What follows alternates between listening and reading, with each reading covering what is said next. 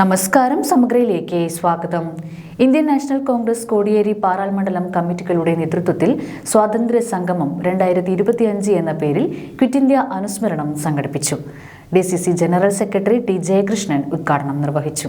Indian national Congress Kodiyeri Paral മണ്ഡലം കമ്മിറ്റികളുടെ നേതൃത്വത്തിൽ സ്വാതന്ത്ര്യ സംഗമം 2025 എന്ന പേരിൽ ക്വിറ്റ് ഇന്ത്യ അനുസ്മരണം സംഘടിപ്പിച്ചു. ഇതോടനുബന്ധിച്ച് SSLC +2 ഉന്നത വിജയികൾക്കുള്ള അനുമോദനവും ഒരുക്കിയിരുന്നു. മാടപ്പീടിക ഗുംട്ടിയിൽ സൗത്ത് മലയാളം UP സ്കൂളിൽ നടന്ന ചടങ്ങ് DCC general secretary T Jayakrishnan ഉദ്ഘാടനം ചെയ്തു. നിങ്ങളുടെ വിജയത്തിന്റെ പൂർണ്ണ ഉത്തരവാദിത്വം നിങ്ങളുടെ അച്ഛനും അമ്മയ്ക്കുമാണ് എന്ന് നിങ്ങളുടെ മനസ്സിനകത്ത് ഉണ്ടാവണമെന്ന് ഞാൻ സൂചിപ്പിക്കാം. മറ്റൊന്ന്, SSLC +2 കഴിഞ്ഞ നിങ്ങൾ +2 കഴിഞ്ഞ ഇനി കോളേജ് വിദ്യാഭ്യാസത്തിലേക്കാണ് കടന്നു ചെല്ലുന്നത്. കോളേജ് എന്ന് പറയുമ്പോൾ ഞങ്ങളൊക്കെ പഠിച്ചിരുന്ന കാലത്തെ ക്യാമ്പസുകളൊന്നും അല്ല ഇന്ന് കോളേജ്. ഞാനൊരു കാര്യം സൂചിപ്പിച്ചുകൊണ്ട് നിർത്താം. കഴിഞ്ഞ അധ്യയന വർഷം ജൂൺ 1 ആരംഭിക്കുന്നതിന് 2 ആഴ്ച മുമ്പ് കണ്ണൂർ ജില്ലയിലെ വിവിധ രാഷ്ട്രീയ പാർട്ടികളുടെ ഒരു യോഗം കണ്ണൂർ ജില്ലാ കലക്ടർ വിളിച്ചു ചേർന്നു.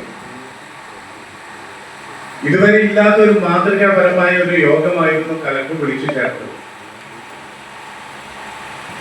ഞാൻ പ്രതിനിധാനം ചെയ്യുന്ന ജില്ലാ കോൺഗ്രസ് കമ്മിറ്റിയുടെ ഒരു ഭാരവാഹി എന്ന നിലയിൽ ആ യോഗത്തിലേക്ക് പങ്കെടുക്കാൻ എന്നെയാണ് ചുമതലപ്പെടുത്തിയത്. യോഗം വിളിക്കാനുണ്ടായ കാരണം ക്യാമ്പസുകളിലും സ്കൂളുകളിലും ഇപ്പോൾ നടന്നുകൊണ്ടിരിക്കുന്ന ലഹരികൾക്കെതിരെയുള്ള ഒരു പ്രവർത്തനത്തിന് വേണ്ടുന്ന ഒരു യോഗമായിരുന്നു ആ യോഗം. CP പ്രസീൽ ബാബു അധ്യക്ഷത വഹിച്ചു.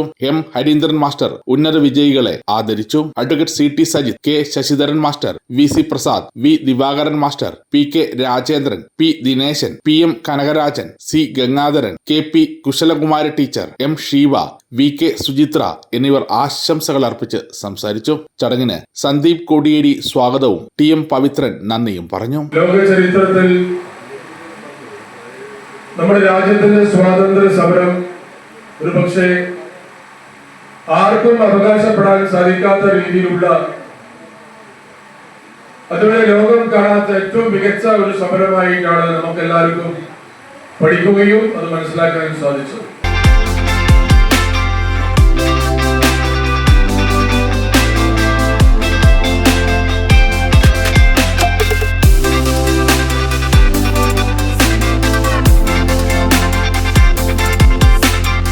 സമഗ്ര ന്യൂസ് തലശ്ശേരി.